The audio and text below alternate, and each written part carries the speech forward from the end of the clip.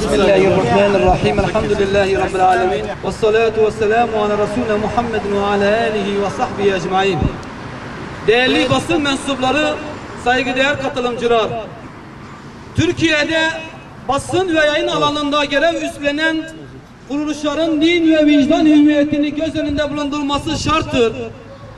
İslam'ın kural ve kaidelerini görmezden gelmeye çalışarak Kur'an-ı Kerim'in içeriğini adeta çarpıtarak dine saldırı yapmak mantıkla izah edilemez. Basın özgürlüğü hakaret özgürlüğü değildir. Basın özgürlüğü din ve inançları küçümsemek ve ötekileştirmek değildir.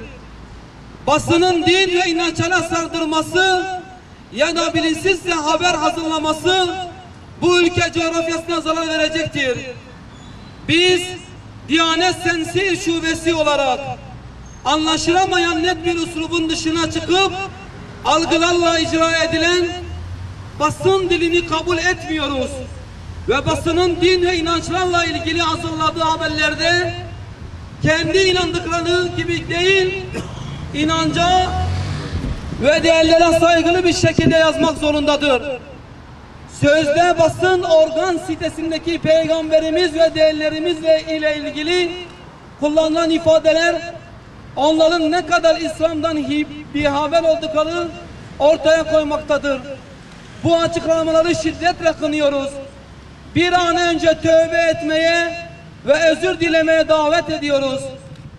Diyanet İşleri Başkanlığımızın görevlerinden birisi de İslam dininin anlaşılması, anlatılması ve değerlerimize sahip çıkmaktır.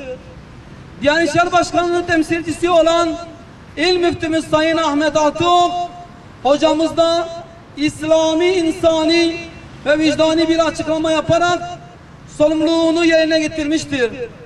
Fakat sözde basın organı Sayın Müftümüzün sözlerini çarpıtırarak farklı bir algı oluşturmaya çalışmıştır.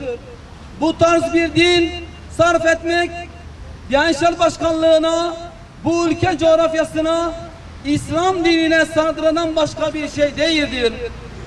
İslam dininin nedenli şeffaf olduğunu, Kur'an-ı Kerim'in insanlık için bir rehber olduğunu ve asla kötülüğü emretmediğini, aksine kötülüğü men edip iyiliği emrettiğini bilmekteyiz. Kur'an-ı Kerim eşsiz yaklaşımını insanlığa, bütün Müslümanlara çok iyi bilmektedir. Bugün kalkıp kutsal kitabımızı tartışmaya açmak, dinimizi anlaşılır dışı kılmak, peygamberimiz ile ilgili akıl ve mantık, haber ve yayın organları daha dikkatli olmasını, inançlar üzerinde yapılan haberlerin daha hassas bir üslupla ele alınması gerektiğini burada dile getiriyoruz. İslam dini yapılan yanlışlara edep ve tavazu ölçüsünde uyarmayı emreder. Bizler de üzerimize düşeni yaparak uyarıda bulunuyoruz. Bu tarz söylemlerin aksini iddia etmek faydasız, yanlış bilgiden başka bir şey değildir.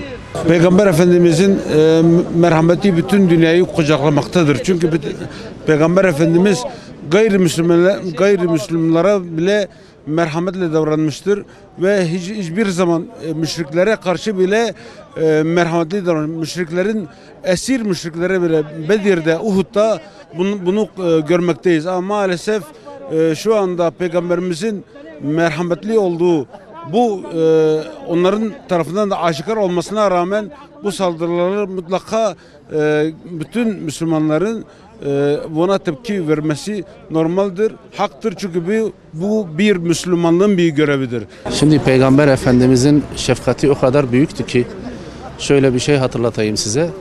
Yani kuşu vefat eden bir çocuğun taziyesine giden bir peygamberimiz var, çok şükür, Rabbime şükürler olsun. Ve böyle bir peygambere bir haber kanalı, bir televizyon kanalı hakaret edecek ve %99'u Müslüman olan bir ülke sessiz mi kalacak? Bu mümkün değildir. Ve sessiz kalmayıp da açıklama yapan müftümüze de maalesef iftira atılarak bugün herkesin gözü önünde karalama yapılıyor. Bu bir algı operasyonudur. Ama inşallah başarılı olmayacaklardır. Onların bir planı varsa planların en büyüğü Yüce Rabbimizin yanında saklıdır. O plan günü gelecektir ve inşallah o planlar onların başına yıkılacaktır inşallah.